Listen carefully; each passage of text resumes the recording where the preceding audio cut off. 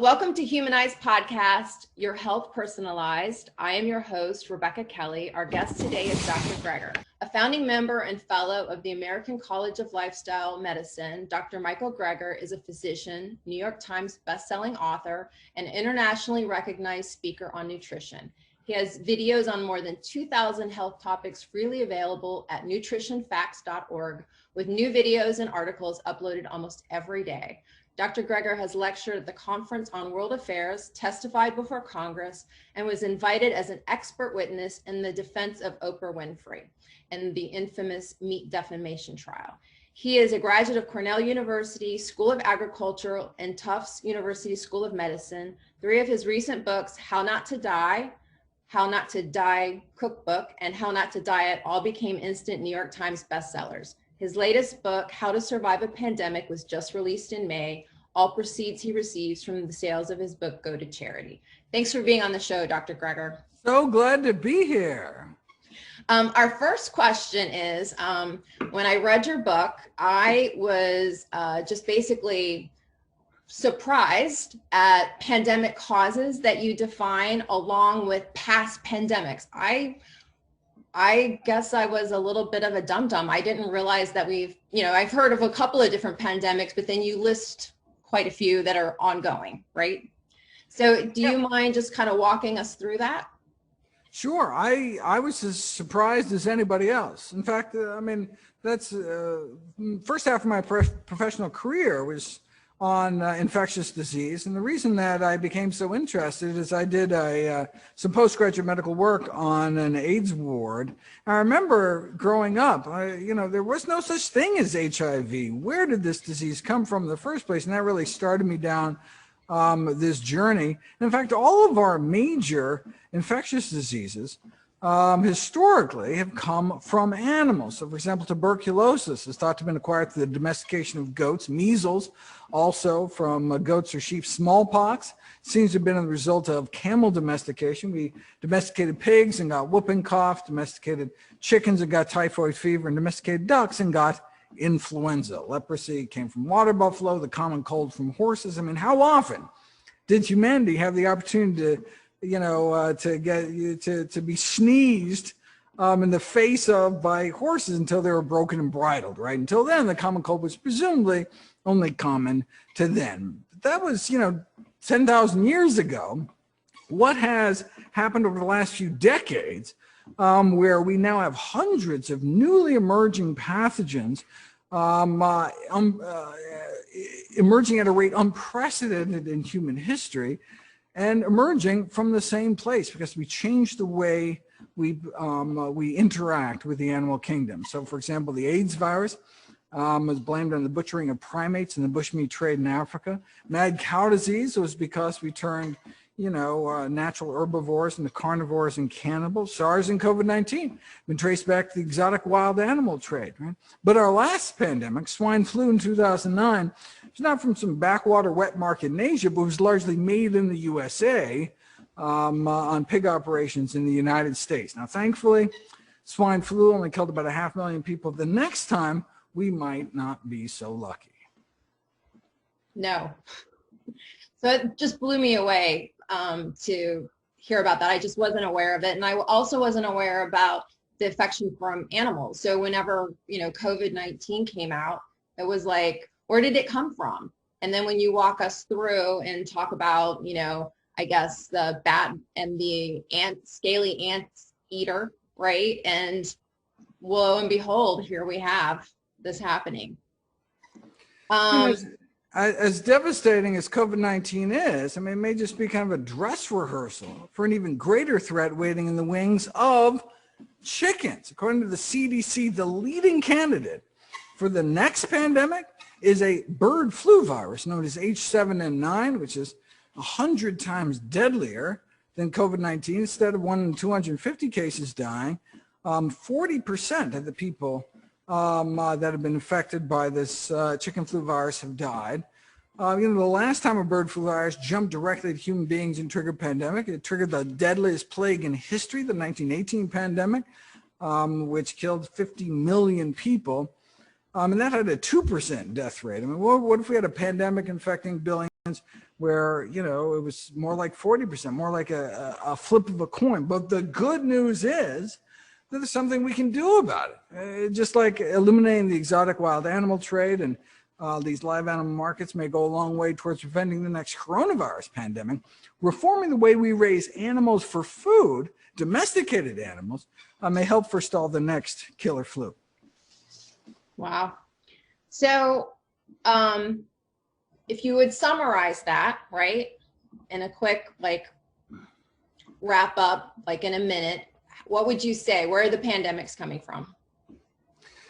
Well, the greatest concern for the next pandemic is coming from the way we raise domesticated animals. When we overcrowd thousands of animals in these cramped, filthy, football field-sized sheds to lie beak to beak or snout to snout atop their own waist, it's just a breeding ground for disease. The sheer numbers of animals, the overcrowding, the stress crippling their immune systems, the ammonia from the decomposing waste burning their lungs, lack of fresh air, lack of sunlight. Put all these factors together, and what you have is a perfect storm environment for the emergence and spread of so-called super strains of influenza. These so-called factory farms are a public health menace. And the bottom line is that it's not worth risking the lives of millions of people for the sake of cheaper chicken. Completely agree.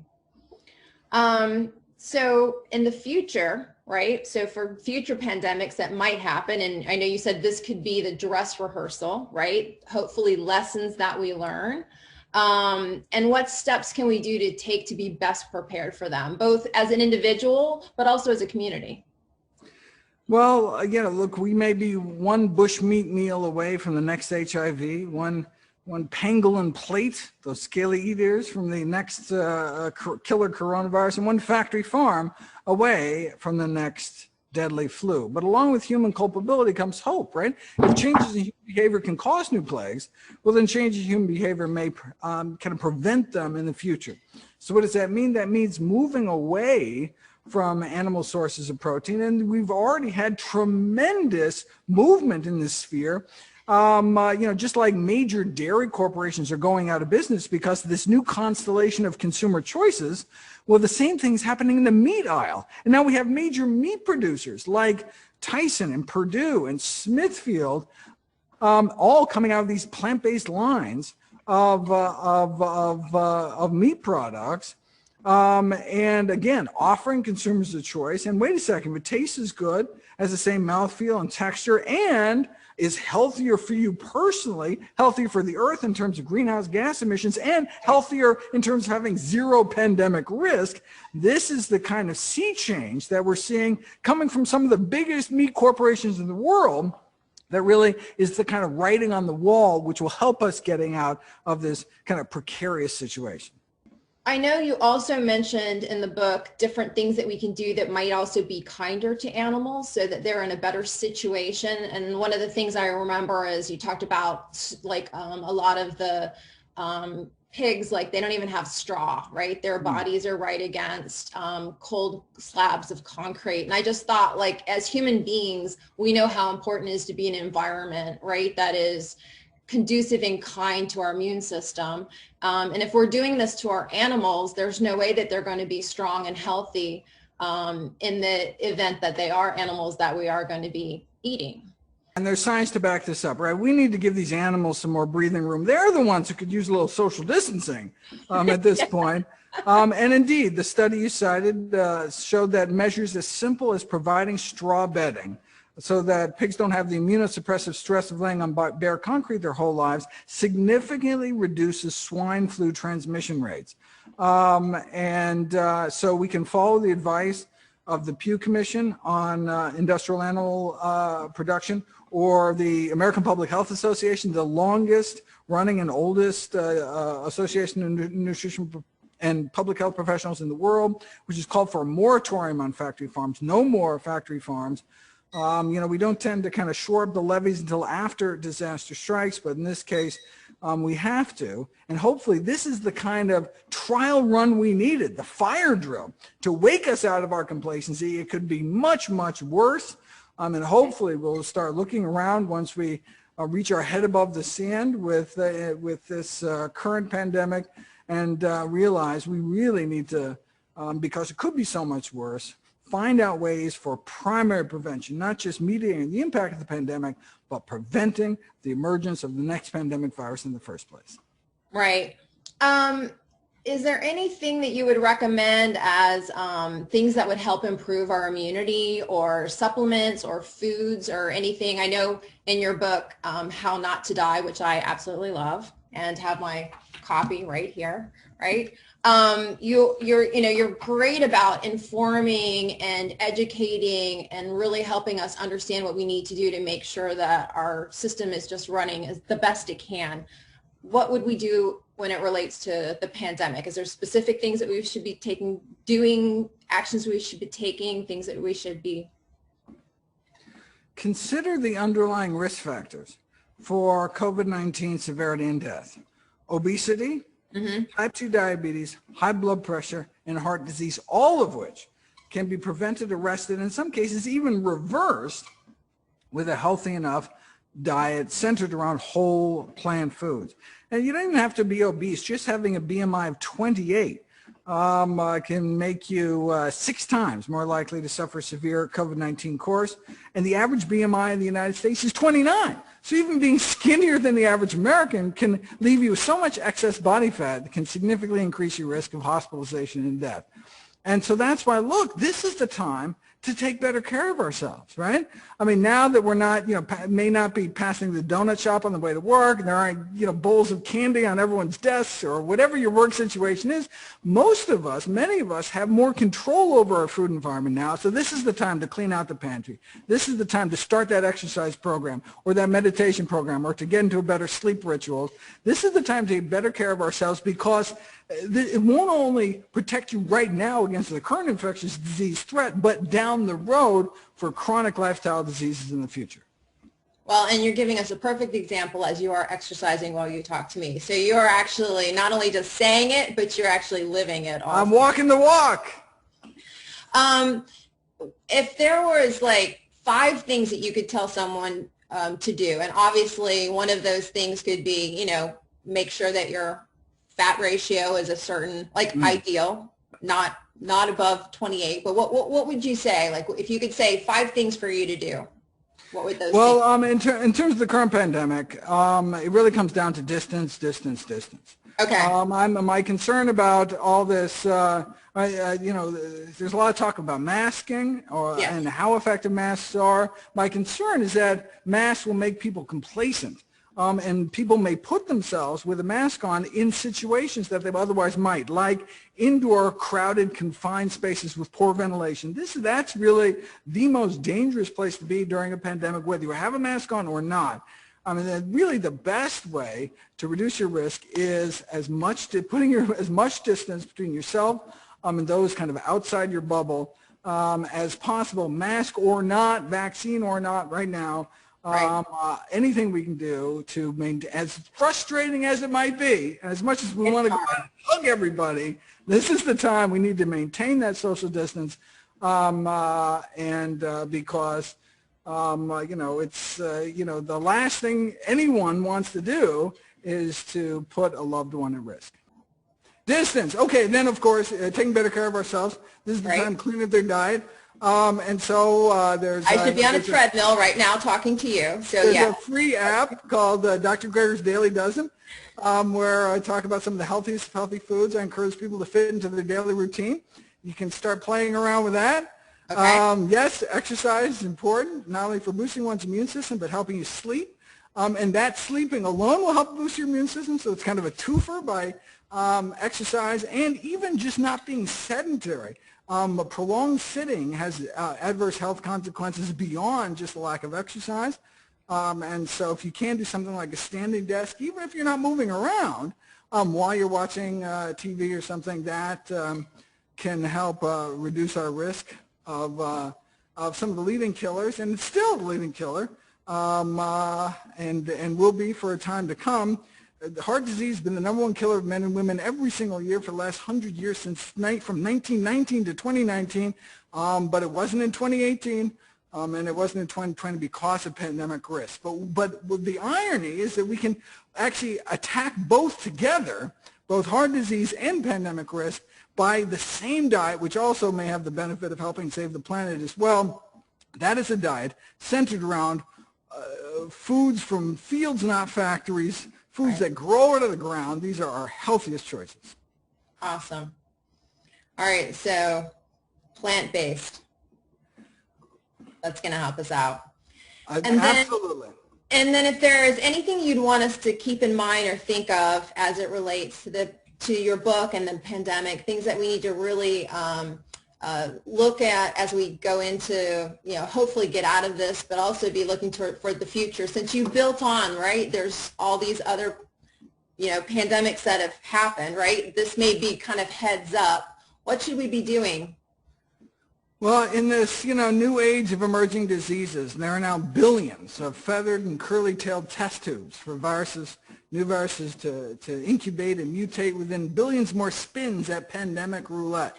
And so we need to shift, to accelerate the shift away from animal protein. And so that can be both these plant-based meats that are kind of taking the markets by storm, from fast food restaurants to new options in the meat case, as well as even getting more innovative and growing meat basically from scratch, from muscle cells, the so-called cultured meat.